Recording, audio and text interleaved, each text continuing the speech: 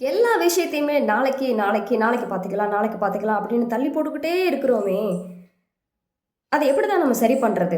நம்ம எல்லாருக்குள்ளேயும் இந்த பிரச்சனை இருக்குது. நாளைக்கு பார்த்துக்கலாம், இன்னைக்கு எனக்கு உடம்பு வலிக்குது, இன்னைக்கு கெஸ்ட் வந்துட்டாங்க, இன்னைக்கு எனக்கு இந்த மாதிரியான பிரச்சனை இருக்குல்ல, இன்னைக்கு நான் பிஸியாக இருக்கேன்ல, எனக்கு கொஞ்சம் மென்டலி ஸ்ட்ரெஸ்ஸாக இருக்கேன், நான் கொஞ்ச நேரம் ஒரு படம் பார்க்கலான்னு இருக்கேன், சம்திங் எல்ஸ் ஏதோ ஒரு மாதிரி நம்ம டைவர்ட் பண்ணிக்கிட்டே இருக்கோம் இல்லையா?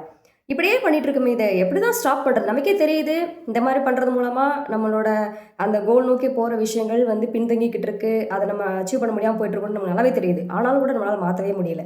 ஏதோ ஒரு வகையில் நம்ம அந்த வலையில் சிக்கிக்கிட்டு இருக்கிறோம். இது எப்படி தான் மாற்றுறது அப்படின்னா, ஒரே ஒரு விஷயத்தை மனசில் வச்சுக்கோங்க, செஞ்சே ஆகணும், வேற வழியே இல்லை.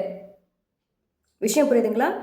செஞ்சு தான் ஆகணும், ஆப்ஷனே கிடையாது, கண்டிப்பாக செஞ்சே தான் ஆகணும் அப்படின்ற மைண்ட் செட்டப் நீங்கள் செட் பண்ணிக்கோங்க.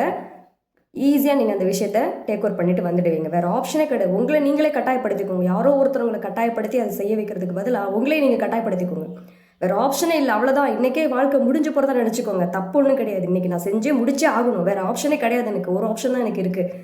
அந்த மனநிலைக்கு உங்களை நீங்கள் கொண்டு போயிட்டீங்க அப்படின்னா, நீங்கள் என்ன செய்ய வேண்டிய காரியத்தை என்னவா இருந்தாலும் நீங்கள் ரொம்ப சிறப்பாக அதை செஞ்சு முடிச்சிருவீங்க. ஓகே, இதை மனசில் வச்சுக்கோங்க. நன்றி.